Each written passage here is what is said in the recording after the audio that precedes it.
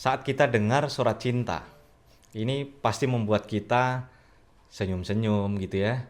Terus membayangkan memori masa lalu mungkin kan. Banyak memori indah yang akan kebawa ke alam kita saat ini. Kalau surat cintanya dari kantor pajak, itu gimana? Kita sebut SP2DK kan kita dengarnya. Surat permintaan penjelasan atas data dan atau keterangan. Esensinya surat cinta. Sebenarnya KPP ini cinta bener loh sama teman-teman. Sama wajib pajak sama kita gitu loh.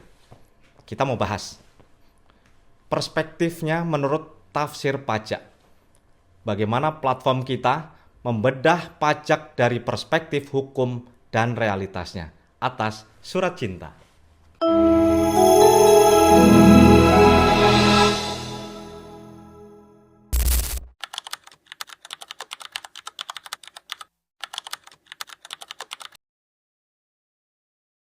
Itu dia. Jadi kenapa kita gitu ya mendapat surat cinta kok malah deg-degan? Nah, apakah karena mau diputusin nih jangan-jangan kan kalau kita dulu gitu ya memorinya. Padahal esensinya adalah ini baru permintaan penjelasan kan. Kenapa harus membuat kita harus kayak semacam nervous, shock terapi bagi kita wajib pajak gitu loh. Nah, ini yang harus kita juga jawab. Baru-baru ini teman-teman eh, PMK 111 tahun 2025 dikeluarkan oleh pemerintah untuk apa? Bagaimana mekanisme pengawasan terhadap wajib pajak. Nah, ini nih PMK 111 ini atau 111 ini yang membuat SP2DK menjadi kedudukannya lebih powerful. Karena sebelumnya kan diatur lewat surat edaran aja kan internal. Nah, kenapa kita dapat surat SP2DK membuat kita was-was? Karena kita saat membaca gitu ya judulnya gitu ya, dari KPP mana, terus tujuannya kepada siapa, permintaan apa, begitu kita buka dalam surat tersebut, tang tang tang tang gitu ya. Jadi ini semacam pertanyaan yang bukan semata-mata klarifikasi, kadangkala justru menjadi justifikasi. Justru seolah-olah adalah kuasi pemeriksaan. Seolah-olah adalah pemeriksaan minor. Seolah-olah adalah kita sudah dianggap bersalah dan kita siap untuk dihukum dengan melakukan pembayaran pajak. Ini perspektif yang harus kita luruskan, yang harus kita benarkan. Bahwa teman-teman di Direktorat Jenderal Pajak punya kewenangan untuk menerbitkan SP2DK. Tapi caranya, tapi perlakuannya ini harus sesuai dengan ketentuan yang ada. Jangan sampai SP2DK seolah-olah menjadi minor audit atau audit pajak dalam skala kecil atau kita sebutnya kuasi pemeriksaan. Loh, ada proses due process of law. Ini yang harus teman-teman juga harus perhatikan. Jadi harusnya gitu ya, kalau dari kacamata judulnya saja surat permintaan penjelasan, tanpa harus kita harus menjawab dengan cukup simpel, harus menjelaskan dengan data-data yang memang sudah kita punya, itu cukup untuk menjawab itu semua. Tapi nyatanya di lapangan tidak seperti ini teman-teman. Nah, kenapa ini terjadi? Kenapa lagi-lagi SP2DK yang harusnya menjadi surat cinta yang kita dambakan, yang dalam proses adalah self-assessment, adalah bagaimana proses sebelum terjadinya proses official assessment dirapikan melalui mekanisme SP2DK. Harusnya sedemikian. Nah, oleh karena itu, kita harus letakkan SP2DK adalah sebuah mekanisme sistem normal yang harusnya lagi-lagi tidak perlu kita khawatirkan berlebihan.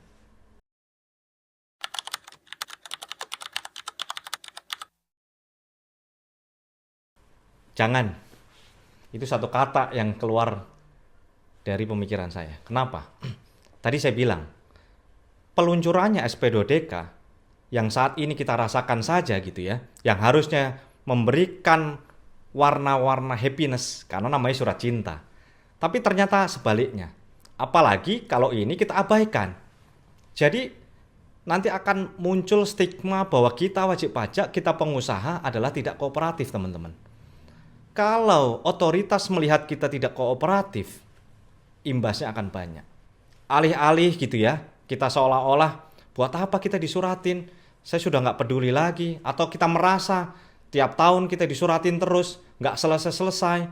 Kenapa harus mengirimkan SP2DK berulang gitu ya? Alih-alih kita mengabaikan, jangan. Kita tetap harus lakukan klarifikasi. Kita harus kooperatif datangi dengan segala effort yang ada. Kita dalam situasi yang memang teman-teman gitu ya, kita harus buka, kita harus fair. Saat ini SP2DK diberikan atau dikeluarkan salah satunya gitu ya. Ini mau terbuka atau tidak bahwa otoritas dalam hal ini Direktorat Jenderal Pajak menggunakan instrumen ini untuk salah satunya menggenjot penerimaan negara. Ini adalah suara di masyarakat. Ini adalah hal-hal realitas yang saya dengar. Bahwa dengan surat cinta adalah dalam tanda kutip untuk meng-push, untuk memaksa wajib pajak kalau Anda salah bayar. Padahal konteksnya harusnya masih dalam proses klarifikasi. Toh kalau kita berikan datanya, kita sampaikan buktinya, kita jelaskan prosesnya, seharusnya sudah selesai di situ. Tapi nyatanya teman-teman, bahwa ternyata dalam proses SP2DK saat ini, permintaan dokumen, permintaan penjelasan, hampir mirip dengan saat kita dilakukan pemeriksaan. Padahal, kalau kita bicara pemeriksaan, amanat undang-undang jelas, di pasal 29 Undang-Undang KUP, ada diamanatkan di sana. Mekanismenya adalah karena sistem kita self-assessment, negara otoritas berhak untuk melakukan pengecekan dengan cara pemeriksaan. Tapi SP2DK belum sampai proses pemeriksaan. Nah, ini juga harusnya betul-betul dimaknai dan dimengerti oleh teman-teman dari Direktorat Jenderal Pajak. Kita siap mendapatkan surat cinta sebanyak apapun, tapi tolong betul-betul fair. Bahwa konsepnya surat cinta ini, SP2DK ini adalah dalam rangka membuat pelaporan kita, self-assessment kita menjadi lebih baik. Bukan mekanisme law enforcement.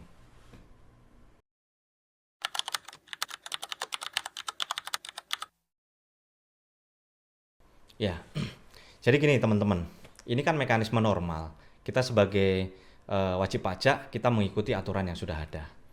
Nah, tinggal bagaimana kita mempersiapkan gitu ya, menjalani proses setelah menerima surat cinta tersebut. Dalam surat cinta itu atau SP2DK ada jangka waktu. Jangka waktu yang teman-teman harus perhatikan. Seringkali tertulis 14 hari kerja gitu ya. Ini poin pertama yang teman-teman juga memang harus tanggapi dengan cepat. Jangan sampai ini menjadi bumerang, jadi bola salju yang seolah-olah kita nggak proaktif, kita nggak kooperatif dengan otoritas. Itu poin pertama, kunci pertama.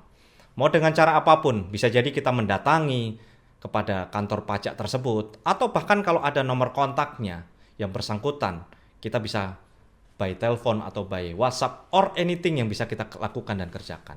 Poin pertama adalah kita harus kooperatif. Poin kedua teman-teman, saya ingin menguatkan hati teman-teman, meskipun gitu ya, surat cinta bikin kita deg-degan. Anggap saja nih teman-teman adalah negara sedang membina kita wajib pajak agar lebih tertib, lebih rapi.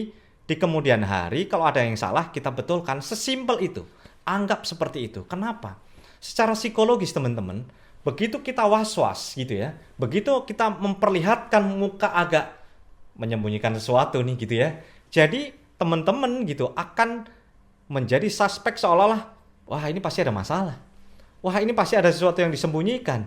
Wah jangan-jangan betul apa yang disangkakan dari surat cinta tersebut. Bahwa ada hal-hal yang ditutupi oleh wajib pajak. Jangan. Kita happy saja. Kayak mau terima surat cinta dari mantan pacar gitu kan. Atau istri gitu ya. Happy. Pak, waduh akhirnya saya disuratin Pak oleh KPP gitu kan.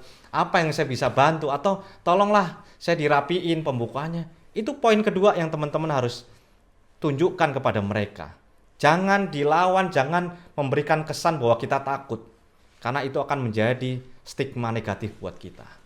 Nah, yang ketiga, kita selain tentu saja mempersiapkan semua data, dokumen, pendukung, apapun yang ditanyakan oleh mereka, kita bukan hanya data, teman-teman. Seringkali kita salah. Seringkali kita lupa. Bukan soal bagaimana data itu ada. Bukan bagaimana dokumen itu lengkap. Bukan bagaimana setiap transaksi alurnya ada. Tetapi adalah cerita masing-masing dari data, dokumen, transaksi itu harus inline. Jangan sampai katakanlah kita memberikan cerita A, ternyata dokumennya adalah berbicara B. Ini jadi fatal.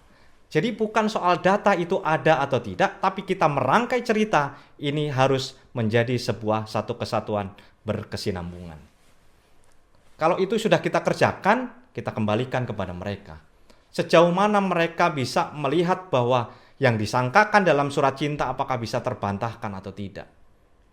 Harusnya lagi-lagi, jika SP2DK adalah dianggap sebagai surat cinta, bagaimana negara ingin membina warga negaranya atau wajib pajaknya menjadi lebih patuh, tertib, lebih semakin comply, harusnya membimbing. Kan gitu kan. Bukan mempunishment. Kalau ada salah, ya udah kita betulkan. Kalau tidak ada salah, fair. Harus diberikan pernyataan atau surat penutupan SP2DK bahwa ini sudah clear. Menjadi bukti bahwa wajib pajak ini sudah patuh terhadap ketentuan yang ada. Yang terakhir adalah teman-teman semua adalah perlu memastikan bahwa setelah proses 1, 2, 3 sudah berjalan, terakhir teman-teman harus meminta kepada KPP adanya berita acara penyelesaian SP2DK. Karena apa? Ini seringkali yang akan kita gunakan sebagai self-defense kita.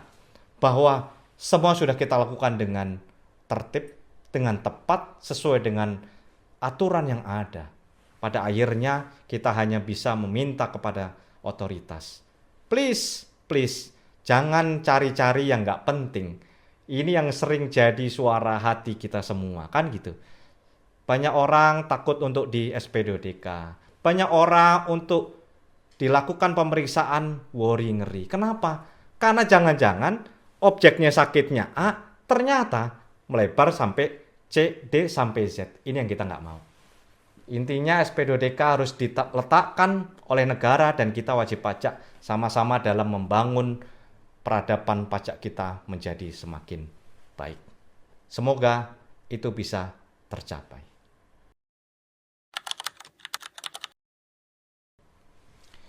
Pada akhirnya teman-teman, surat cinta suka atau tidak suka ini adalah sebuah mekanisme normal yang sudah diatur dengan ketentuan yang ada. Kita sebagai wajib pajak perlu mengikuti aturan yang sudah ada. Tinggal bagaimana kita mempersiapkan surat cinta ini menjadi benar-benar surat yang membanggakan, membahagiakan, membuat kita juga semakin baik bagaimana dalam konteks hak dan kewajiban perpajakan kita. Yang kedua, bagi otoritas. Saya menginginkan gitu ya, ini adalah proses normal bagaimana permintaan penjelasan. Jangan jadikan SP2DK sebagai kuasi pemeriksaan. Ada proses due process of law. Self-assessment berbicara.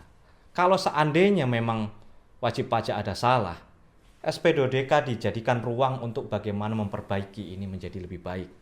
Bukan adalah punishment buat wajib pajak. Sehingga di masa mendatang, semua sistem perpajakan kita akan menjadi lebih baik, lebih modern, lebih humanis, dan lebih berkeadilan. Makanya stay tune teman-teman, di Tafsir Pajak kita membedah realitas pajak. Kita membedah bagaimana fenomena perpajakan. Kita membedah bagaimana mekanisme perpajakan itu dari perspektif hukum dan realitasnya. Stay tune, Tafsir Pajak.